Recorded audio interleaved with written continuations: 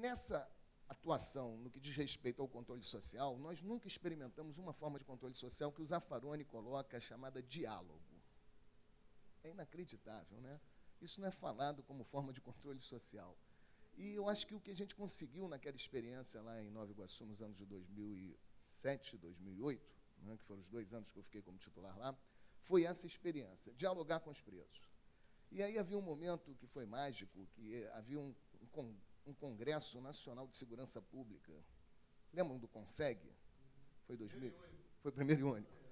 E aí, a gente sabia que tinha o CONSEG, tinha o Ministério da Justiça, você participou? O Ministério da Justiça estava incentivando que categorias, a sociedade civil se organizassem, né, e fizessem fóruns, né, para debater segurança pública e mandasse as propostas para o CONSEG, não era isso?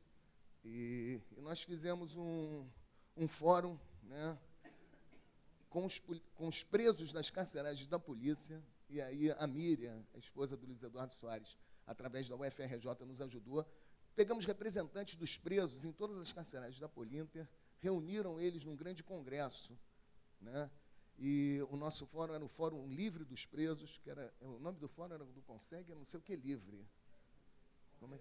Conferência Livre. Pô, ficou sensacional. Primeira Conferência Livre dos Presos da Polinter. Só o nome já era maravilhoso. A conferência era livre. Fizemos um espaço dentro da carceragem de Nova Iguaçu, onde o Samuel estava vindo de qual carceragem? Estava vindo de São João. E ele participou e teve voz ativa, se sentiu, né, um ser humano. Porque, na verdade, só existe uma coisa que nos diferencia de qualquer outra entidade viva. É a capacidade política. Retirar da capacidade política, né, do ser humano, ele é um animal. Então, essa capacidade, não estou dizendo que ele precisa ser uma pessoa política atuante, mas a capacidade. E essa capacidade foi exercida, né, e o Samuel, a partir daí, me disse na carta, né, eu tenho ela guardada até hoje, que aquilo tinha sido um momento muito importante para a vida dele, e que ele, a partir dali, tinha passado para o sistema, né, para a SEAP, tinha completado o 2º grau, e que estava me escrevendo, porque ele estava muito feliz de estar na UERJ, na época que a UERJ ainda estava funcionando, né, e estava cursando pedagogia, né? Então, isso foi muito bom, foi muito importante, porque eu acho que o diálogo é o espaço, né? E o movimento Transforma MP começa muito bem, porque começa, né, com o diálogo, né? E eu fico pensando, eu participo de 2 movimentos na polícia que não podem se chamar Transforma a Polícia, porque, como diria o Thompson, Augusto Thompson, grande criminólogo, reforma da polícia, missão impossível, né? Então, qual é o nome? Conserva? É? Jesus. Mas o Transforma MP é muito bom, porque o MP tem que se transformar, porque hoje ele está realizando funções que não são próprias do Ministério Público. A polícia não. A polícia continua exercendo as funções próprias da polícia, né? Mas o MP não. O MP está se desviando das suas funções. E digo isso dentro da área de segurança pública com toda a garantia. Hoje, né, eu sou delegado em Santa Teresa. Houve uma operação do GAECO com a Polícia Militar. O GAECO organizando a operação dentro do Morro do Falé por conta de dar uma resposta à morte do italiano que entrou de moto. Dessa operação, resultou a prisão de 2 pessoas que foram encaminhadas à 5ª DP, porque na polícia hoje, a partir das 18 horas, tem centrais de flagrante, não vai para a 7ª DP, porque essa 7ª DP só tem um delegado, e eu não vou ficar lá 24 horas todo dia. Aí vai para a central. Chega na central e encontra um delegado que vai fazer o controle da operação. Pô, pelo amor de Deus, olha o que eu estou falando. É o poste mijando no cachorro. O delegado vai fazer o controle da operação de que forma? Ao interrogar os 2 presos da operação do GAECO com a Polícia Militar, os presos falam que foram torturados. Ele identifica nos presos queimadura provocada por spray, gás, ninguém sabe, mas queimadura. E tiros de bala de borracha queima-roupa. E os presos falavam para o delegado, né, que era o poste, né, que aquilo tinha acontecido na operação para que eles confessassem terem sido os responsáveis pela morte do turista italiano. O que o delegado faz? O poste vai, faz um RO, um registro de ocorrência de tortura. Encaminha os dois presos a exame de corpo de delito. O exame de corpo de delito vem e confirma as lesões. Né? Ele junta o RO da tortura no flagrante, porque eles estavam sendo presos com armas e drogas, e aí é aquela história. Né? Bom, se o delegado fosse um pouquinho mais maluco, ele dava um despacho relaxando a prisão. Se ele fosse um pouquinho mais maluco. Mas não vamos exigir tanto, ele já tinha ido muito, né? Já tinha ido muito. Ele junta o RO da tortura no flagrante, encaminha para a justiça e fica aguardando a decisão da audiência de custódia. É inacreditável. Teve uma pesquisa agora mostrando, né, a legitimidade que as audiências de custódia estão dando às violações de direitos e torturas praticadas pela polícia. E foi isso que essa audiência de custódia tem. Os documentos eu tenho, já, né, mostrei para alguns companheiros. O juiz da audiência de custódia desconsidera a narrativa dos presos, desconsidera o laudo pericial da tortura e mantém a prisão. O que acontece nesse momento? A tortura está sendo trazida para dentro do Estado de Direito, porque estamos legitimando a tortura. E isso acontece, eu vou discordar um pouquinho só do Luiz Eduardo Soares, a gente às vezes discorda muito, né? Mas vou discordar um pouquinho, quando ele diz que é por omissão que o Ministério Público participa, né, dessa letalidade, que eu já não digo mais uma letalidade provocada pela polícia, eu chamo de letalidade provocada pelo sistema de injustiça criminal. Por quê? No doutorado eu fui estudar o arquivamento dos autos de resistência. Muito se fala que a polícia mata esses 11 mil mortos, são aqueles que são registrados em autos de resistência. Porque tem dos grupos de extermínio, né, tem os desaparecidos, nós estamos falando só, esses 11 mil são aqueles que têm, a morte tem uma forma jurídica. A forma jurídica é esse inquérito policial chamado auto de resistência. Bom, o que acontece com esses autos de resistência? Nós estamos falando de uma letalidade que é analisada pelos operadores jurídicos. E, analisando, né, de 2003 a 2009, 300 pedidos de auto de resistência, eu pude observar que o Ministério Público homologa essa letalidade, usando os seguintes argumentos. Primeiro, o local onde o fato ocorreu. Não tem um pedido de arquivamento do Ministério Público que não diga, porque a ação ocorreu dentro de uma favela, onde constantemente tem troca de tiro entre marginais e a polícia. O que significa que, se aconteceu na favela, já temos aí 20 pontos a favor da letalidade. Aí, somado ao local onde aconteceu o fato, nós vamos ver que os promotores vão se manifestar pelo quê? Pela história da pessoa que morreu. Porque o auto de resistência é feito não para investigar como a ação da polícia se deu. O auto de resistência é feito para investigar quem morreu. Para isso que serve.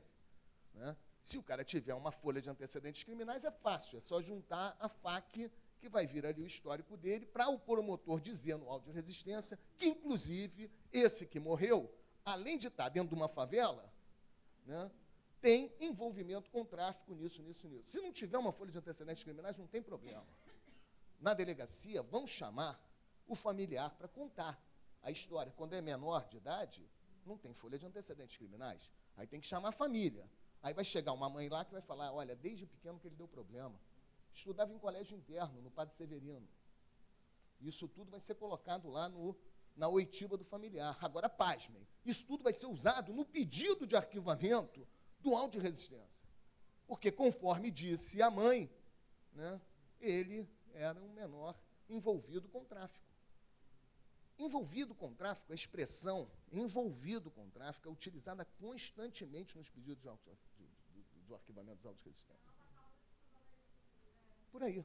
Né? Então, eu acho que nós estamos diante de um problema muito sério, né? Onde nós temos até, conforme eu falei, o caso do delegado, que vai ter que fazer o controle externo da atividade do Ministério Público. É isso? Então, temos que chegar, então, acho que é uma questão de sobrevivência do próprio Ministério Público, um movimento. Vocês são verdadeiros guerreiros, só que, cuidado, a leitura que vão ter não vai ser essa. Se preparem. porque o discurso lá fora é outro, né? Então, eu hoje participo de 2 movimentos de policiais, né? O mais antigo até por conta, né, o motivo da minha vinda aqui, é a LIP Brasil, que é uma associação formada em mais de 50 países do mundo, tem uma sigla em inglês, que é Law Enforcement Against Prohibition, Agentes da Lei contra a Proibição, onde nós nos organizamos, né, para fazer um trabalho político, porque isso aqui é trabalho político muito mais importante do que a gente vai fazer na nossa... Eu tenho muito pouco a fazer como delegado da 7ª DP. Muito pouco. Mas como agente político dentro da LIP, né, participando de diversos congressos, televisão, outro dia eu fui no Sem Censura. O pau come.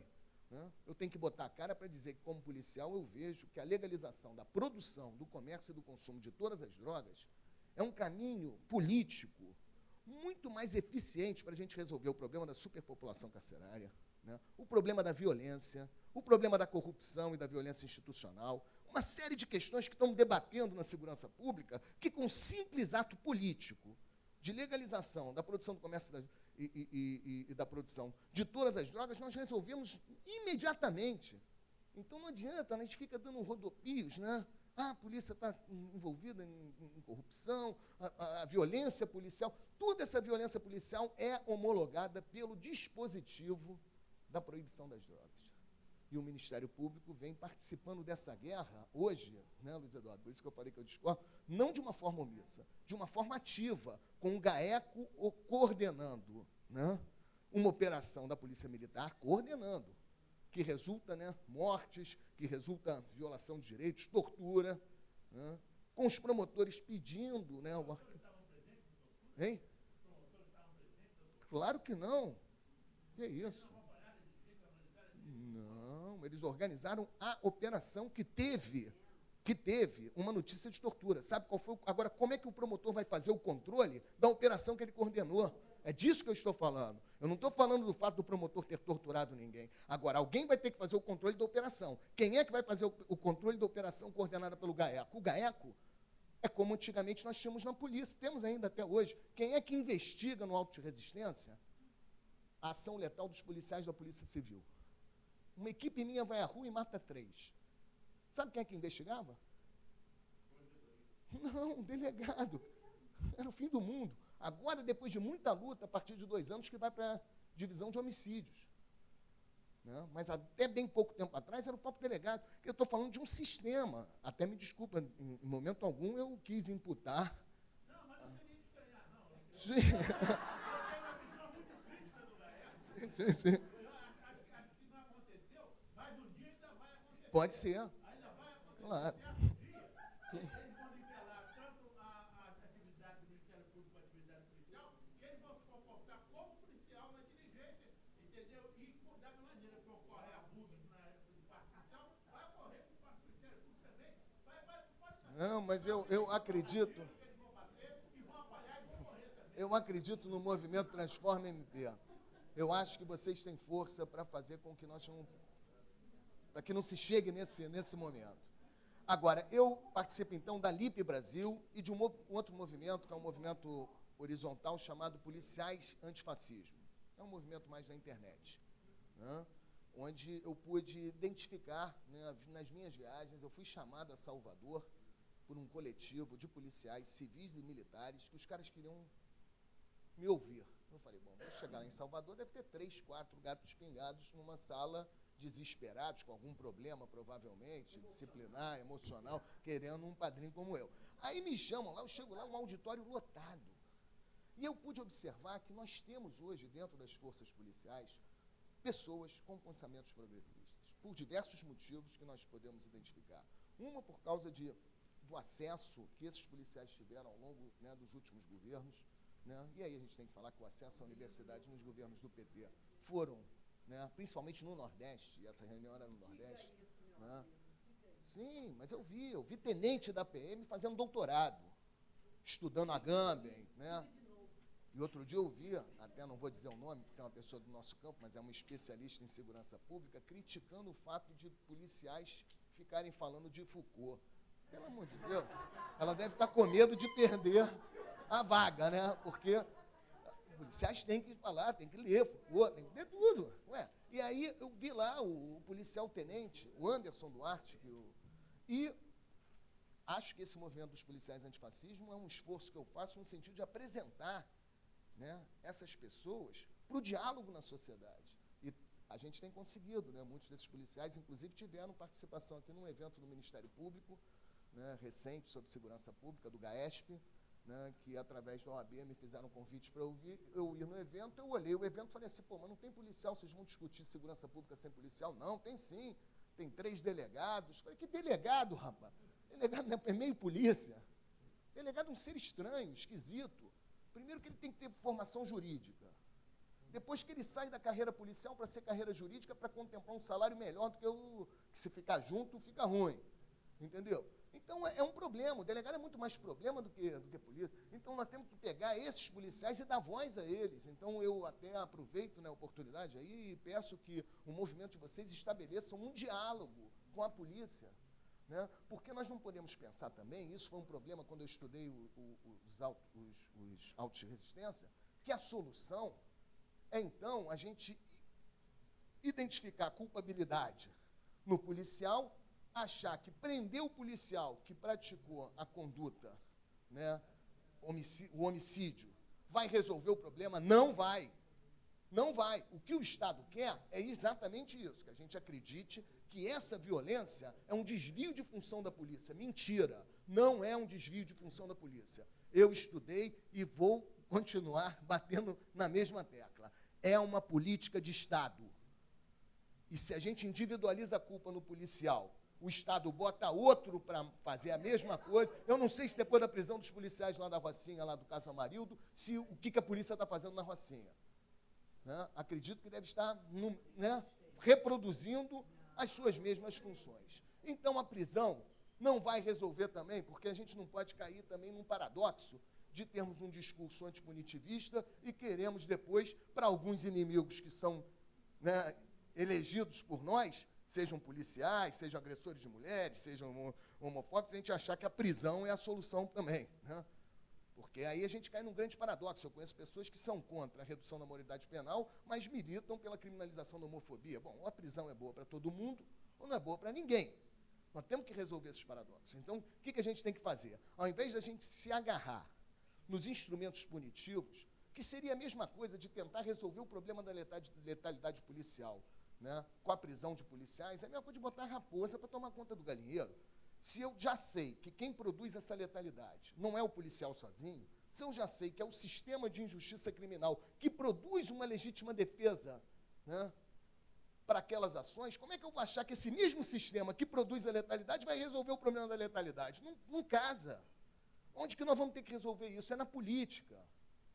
É fora do sistema de justiça criminal. Nós vamos ter que resolver isso, essas questões todas, na política. E acho, aí aproveitando para encerrar, e o motivo que me trouxe hoje, né, pelo convite do Tiago, acho que a militância pela legalização da produção, do comércio e do consumo de todas as drogas é um caminho político para que a gente consiga desarmar uma série de mecanismos de opressão, de injustiça, né, seletivos. Né? Nós sabemos que nesse grande encarceramento, quem está sendo preso são aqueles que estão lá na última ponta do negócio das drogas, aquilo que o Nils Christie chamou de acionistas do nada, que é o título do meu trabalho, em homenagem ao que ele já tinha dito, que ele que fez que nomeou, né, a grande clientela do sistema de justiça criminal. Vamos investigar contrafação, quem é que vai preso? Há quanto tempo que não prendem um japonês? O último japonês foi preso há 20 anos lá em São Paulo. Prendemos o grande cara da contrafação. Quem vai preso todo dia é o camelô. E quem é a clientela do proibicionismo? A clientela do proibicionismo são mulheres, né, que estão tentando botar pequenas quantidades de drogas dentro do presídio, que estão transportando pequenas quantidades de drogas de um lado para o outro, o aviãozinho. Vamos ver quem é que é morto nos autos de resistência. Né? O avião. Né? Inacreditável, cara, o que acontece com aquilo. Né? O auto de resistência é uma coisa absurda. Né? Uma coisa absurda. Uma vez eu peguei, um dos autos de resistência que mais me chamou a atenção foi lá no Morro do Fubá. É Fubá? É tanta favela. Mas eu acho que... Não. Fubá. É Bangu? É muito, muito. Só os nomes já dá para fazer um artigo. Mas nessa comunidade, o BOPE foi, denúncia, evidentemente, que havia um churrasco de traficantes. Descrição dos policiais. Quando eles entraram, eles ouviram um grito. Explode eles, explode eles. Eles olharam em cima da laje, tinha uma pessoa fazendo um movimento de arremessar alguma coisa. Atiraram. Quando chegaram perto, era um garoto de 14 anos. E ao lado do garoto de 14 anos tinha uma granada que estava sem o pino acionado, porque esses garotos que estão lá devem ser loucos, que ficam tacando granada que nem pedra. Tá ligado? Tá com a granada sem acionar o pino. Aí, mas aparece a granada. Um garoto de 14 anos morto, sem arma, só a granada. Ah, não, apareceu uma arma também, um revólver. Aí chamam o familiar do garoto, o pai. Vai na maior honestidade do mundo, senta lá na delegacia e fala o seguinte: olha, meu filho trabalhava para o tráfico, sim. Mas só que ele trabalhava como olheiro. Ele ficava ali em cima da laje, naquela região, para tomar conta. Soltava pipa. O meu filho não tinha autorização para usar arma de fogo. Imagina a granada. Meu filho... não, ele não foi encontrado com arma, não, desculpa. Ele foi encontrado um radiotransmissor e uma granada. Esse radiotransmissor que foi apreendido é do meu filho. Ele andava com ele na cintura. Mas essa granada não tem nenhuma chance de ser dele. Né? Inclusive... os vizinhos, fulano e ciclano, que moram perto da laje onde eles estavam, podem... Acabou a investigação. O pedido de arquivamento é no sentido que o pai confessou que o filho trabalha para o tráfico. E se trabalha para o tráfico, pode morrer. Nós estamos falando disso, dessa máquina letal. Então, nossa missão é muito dura, difícil. Né? E eu também não acredito que vai ser na atuação do promotor lá da central de inquéritos que nós vamos conseguir, se vamos começar a punir. Lógico, não adianta. Aí, se chegar e tiver condição de buscar, mas não vai ser isso que vai mudar a política. O que vai mudar a política são inserções que a gente tem que fazer, como é o movimento Transforma MP, como tem, né, nós estamos tentando, né, com a LIP, com os policiais antifascismo, movimentos políticos, principalmente de diálogo com a sociedade. Porque, infelizmente, hoje, tudo isso que nós estamos falando aqui nesse pequeno grupo, né, quando a gente vê, a sociedade está junto, porque não é só o Estado. E aí é mais desesperador ainda. Né? O tá com pena leva para casa, bandido bom e bandido morto. Isso não é mais conversa de batalhão de polícia, isso não é mais conversa de delegacia de polícia, nem de promotor só também, não. Isso é conversa de mesa de jantar nas famílias. E pior, muitas das vezes famílias dentro de comunidades pobres. Né? Então nós temos muito que enfrentar, temos que fazer diálogo. O diálogo vai ser a forma da gente estabelecer, né, ou tentar estabelecer uma mudança e uma atividade política intensa. Né? Então, eu saúdo, né, o movimento Transforma MP, agradeço muito em estar aqui hoje, né, ver o Samuel aí, ver a Mônica, né, ver os movimentos sociais reunidos, os promotores que estão agora cada vez mais, né, engajados. Né? É isso mesmo, é um grupo pequeno que vai crescendo.